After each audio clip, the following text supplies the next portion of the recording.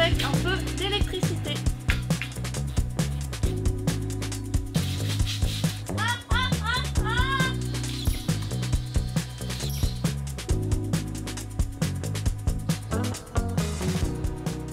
Hello tout le monde, bienvenue dans cette nouvelle vidéo du chantier des Max. Aujourd'hui on délaisse un peu l'extérieur pour repasser à l'intérieur côté salon cuisine. On a une pente du plafond à plaquer. On va aussi passer quelques gaines électriques forcément pour pouvoir avoir des éclairages au plafond. On va vous montrer tout ça, mais avant de commencer on vous présente le sponsor du jour, Surfshark. On ne vous le présente plus, c'est un partenaire de longue date. C'est un VPN qui vous permet de vous promener sur le net en toute sécurité, de ne pas vous faire pomper vos données et d'être sûr de ne pas vous choper des virus. Vous avez par exemple une option qui vous permet de savoir quand une de vos données a fuité sur internet et de pouvoir intervenir pour éviter que quelqu'un n'utilise votre adresse mail, vos coordonnées bancaires ou autres. En plus de la sécurité, c'est un bon moyen de faire croire à votre navigateur que vous n'êtes pas là où vous êtes. Par exemple, si vous voulez regarder un programme qui est disponible uniquement en France alors que vous vous trouvez à l'étranger, vous vous connectez sur le VPN et vous pourrez le regarder comme si vous étiez en France. Et inversement, vous pourrez aussi regarder des programmes qui ne sont pas disponibles en France sur un catalogue de streaming par exemple. En gros, ça vous permet de voir les derniers blockbusters américains en France alors qu'ils ne sont pas encore disponibles chez nous. Et dernier point, ça vous permet de faire de belles économies lorsque vous réservez vos billets de train ou votre hôtel parce que d'un pays à l'autre, les prix peuvent fluctuer quand même beaucoup. Ce VPN, vous pouvez l'utiliser sur tous vos appareils et ceux de votre famille, donc vous avez un seul abonnement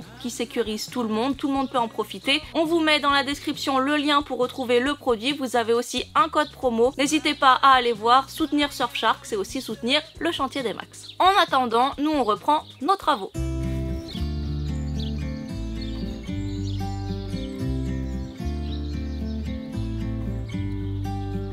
About to leave, already packing, come with me, I'm not really asking, we'll get away to a place where we don't know, about to see, on démarre avec un peu d'électricité. Life with no distractions, we'll get away, this is what we waited for. Take my hand, we'll make it somehow. We can't miss out. I'm done living life with the lights out, down with my own doubt. Be free with me. Be free. Be free with me. Là,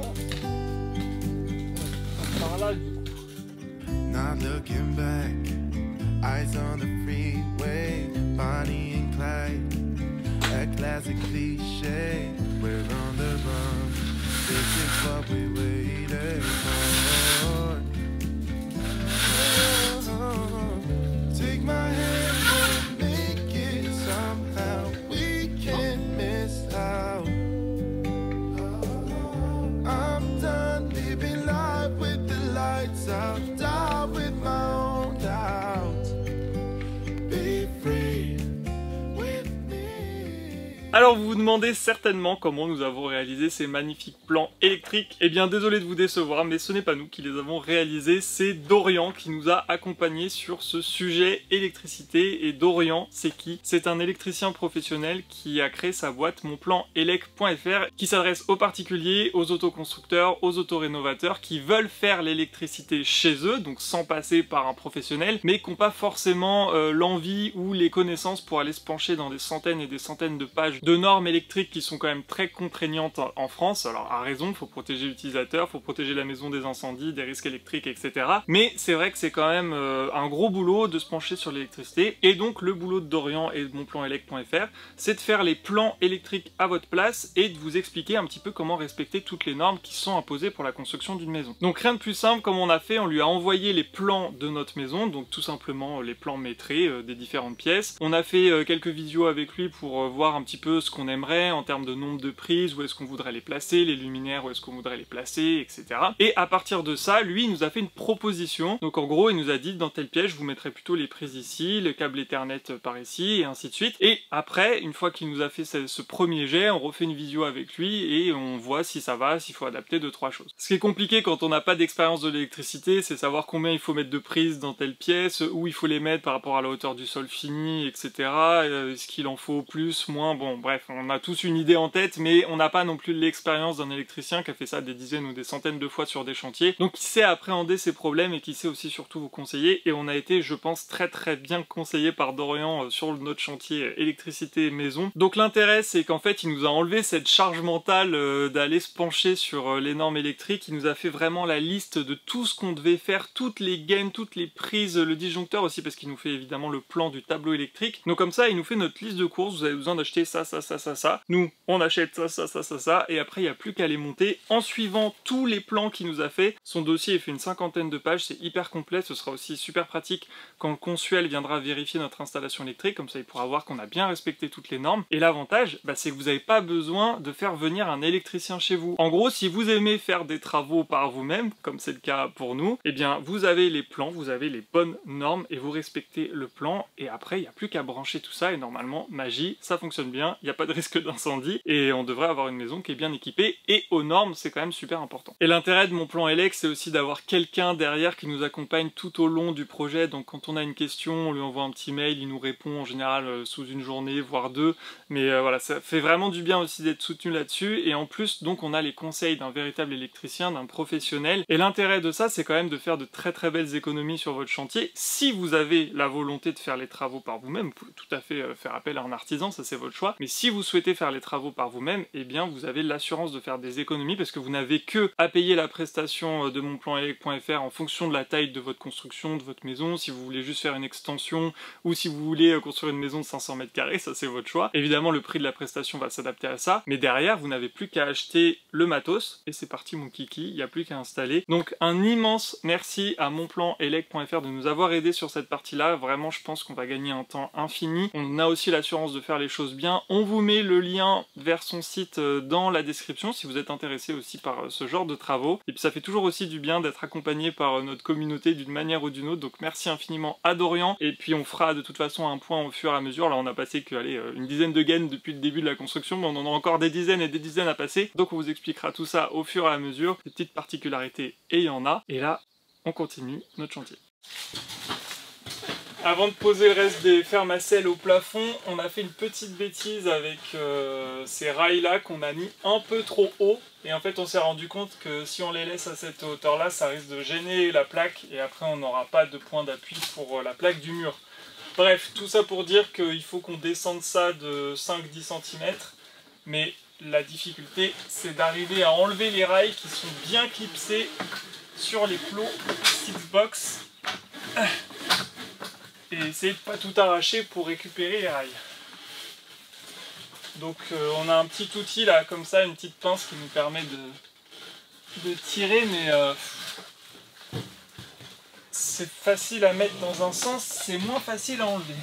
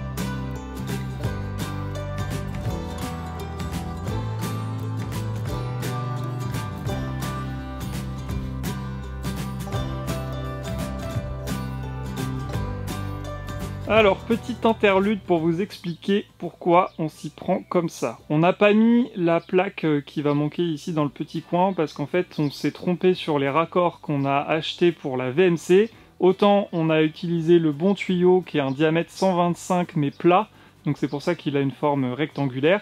Ça permet de le passer dans les faux plafonds qui sont assez étroits, donc ça, pas de problème, ça rentre parfaitement. Mais notre bouche d'aération est un peu trop large et en gros on n'aurait pas la place de faire le petit raccord avec notre tuyau. Donc pas grave, on va l'acheter ce qu'il faut avec un angle à 90 degrés, comme ça va nous permettre de perdre aucune place et de faire un beau raccord bien propre. Et on viendra donc mettre la dernière plaque au dernier moment, une fois qu'on aura fait notre joli trou, etc. Mais du coup, on a quand même réussi à passer le tuyau de la VMC, qui donc passe ici, ici, ici, ici, et qui va repasser au niveau du couloir pour aller rejoindre la VMC qui va se trouver au-dessus des toilettes normalement. Donc tout là-bas, oui Maxime a bien montré, les remontres on t'a pas vu, qu'on ait une bonne direction. Là, par là. Voilà, c'est beaucoup plus clair maintenant. Et voilà donc pourquoi on s'y est pris comme ça. Maintenant on va pouvoir continuer le plafond. Et aussi, dernier petit détail, pour les plus observateurs, vous voyez que les plaques au plafond ne se touchent pas. Tout simplement parce que ça nous permet de faire passer les gaines électriques dans la petite fente, mais surtout parce qu'on va avoir un faux plafond. En gros, on va venir casser l'angle avec quelque chose de droit qui va venir comme ça sur toute la longueur. Et ça nous permettra de fixer les lustres, parce qu'on aurait eu des difficultés à fixer des lustres sur un toit qui est tout pentu. Bon, voilà, comprenez tout. Et on vous montrera ça quand on sera à cette étape. Maintenant, on a encore toutes ces plaques, enfin tout cet espace plutôt à plaquer.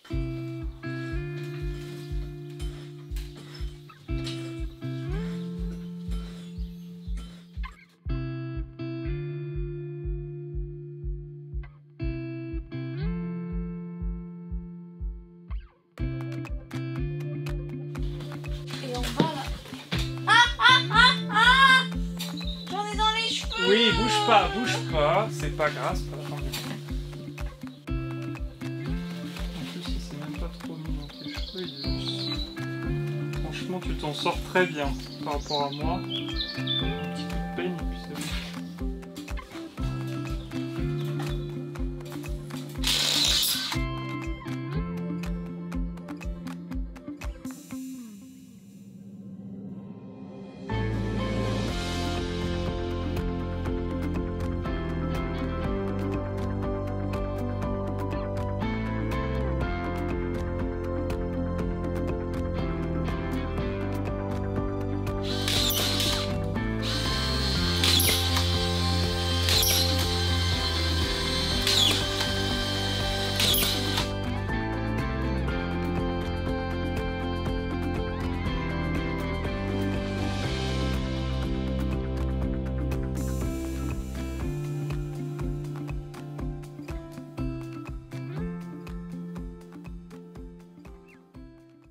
De retour sur le chantier pour une nouvelle journée, objectif terminer le plafond, en tout cas les plaques qu'on peut encore poser sur ce plafond de la partie jour, et ensuite on devrait même attaquer un petit peu de plomberie. On va vous montrer tout ça.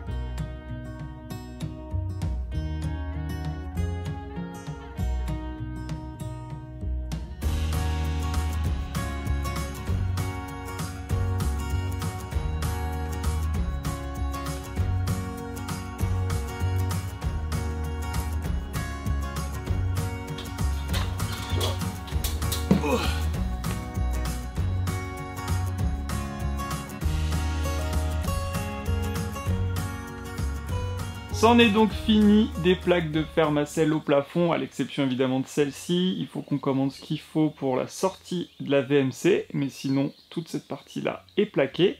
Et ça fait du bien. Il va nous manquer aussi la jonction au niveau de la pointe là-haut. Donc ça, on fera une sorte de faux plafond, on fera un petit peu plus tard. Et il faudra évidemment qu'on enlève la colle qui déborde des jonctions des plaques.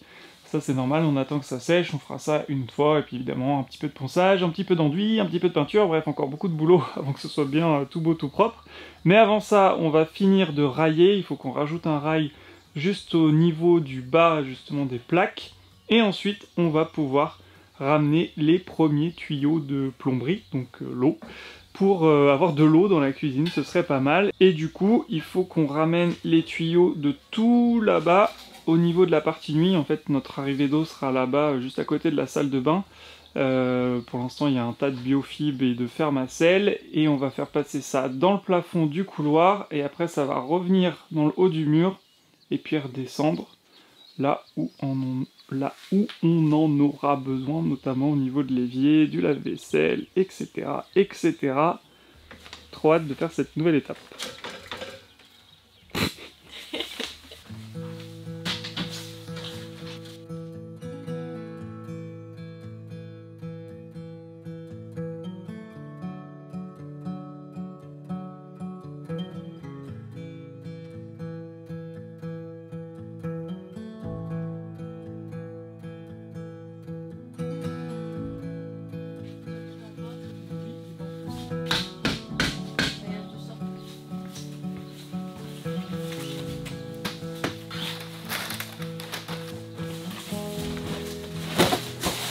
Ok, un peu de matos de plomberie.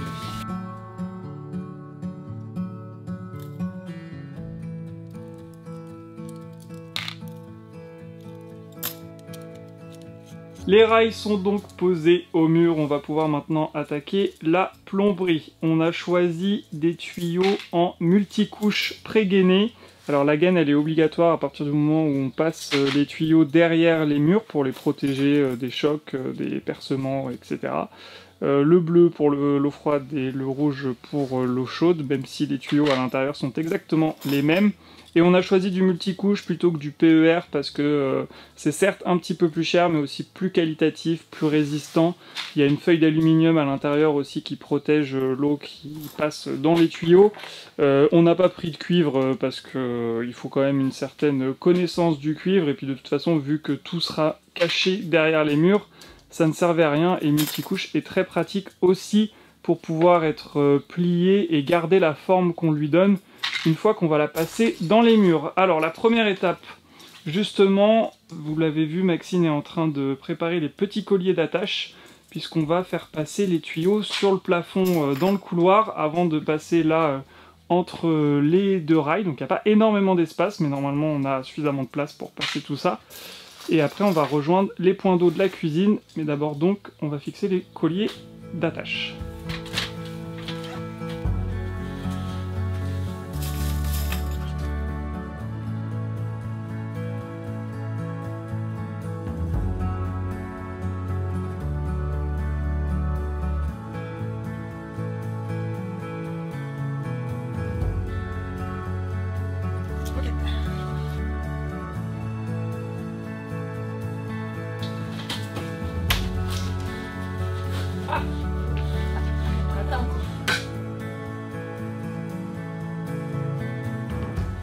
Faire et défaire, finalement on a décidé d'enlever le rail pour pouvoir passer le tuyau et fixer le collier sans trop être embêté.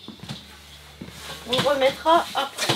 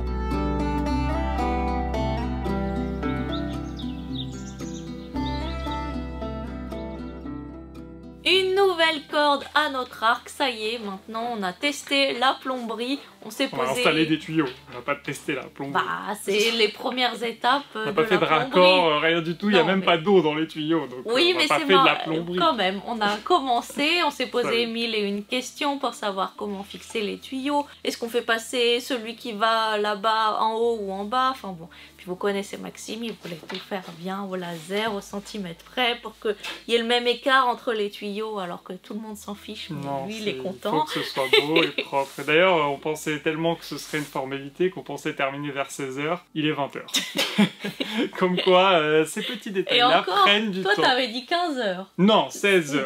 Non, t'avais dit 15h et je te dis non. Non, j'avais dit 16h, il dit n'importe quoi.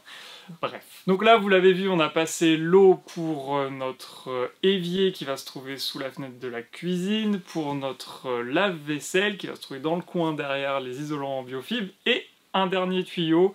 On ne vous dit pas pour l'instant à quoi va servir ce tuyau, on vous laisse deviner en commentaire, donc n'hésitez pas, laissez-vous aller, et puis on vous montrera évidemment le temps venu quand on fera tous les raccordements, et après il va rester évidemment toute la partie nuit, mais ça on s'en occupera quand on attaquera l'autre partie, et c'est à cet endroit-là qu'on aura la nourrice pour desservir justement tous les tuyaux d'eau, sachant qu'on aurait pu faire d'une autre manière. Là on a passé un tuyau par sortie d'eau, c'est-à-dire qu'il y a un tuyau pour la vaisselle, un tuyau pour l'évier, un tuyau pour autre chose, et on aurait pu faire juste un tuyau chaude, un tuyau froide qui arrive dans la cuisine et après faire une répartition, mais en fait c'est plus simple, ça consomme un peu plus de tuyaux, un peu plus de multicouches, ça coûte un petit peu plus cher, mais au moins depuis la nourrice on peut couper chacun des éléments, des points d'eau, donc si on a besoin de travailler sur l'évier, on peut juste couper l'évier, tandis que le lave-vaisselle il peut continuer à tourner à côté sans problème. Donc voilà, il y a un peu de cette logique là, c'est pour ça que ça fait beaucoup de tuyaux, même si encore ça va, on en a passé que 4 dans cette partie là, mais maintenant vous savez tout. Et pour les prochaines vidéos, il nous reste donc à isoler avec le biofibre sur les murs, à passer toutes les gaines électriques pour les prises, les interrupteurs, etc.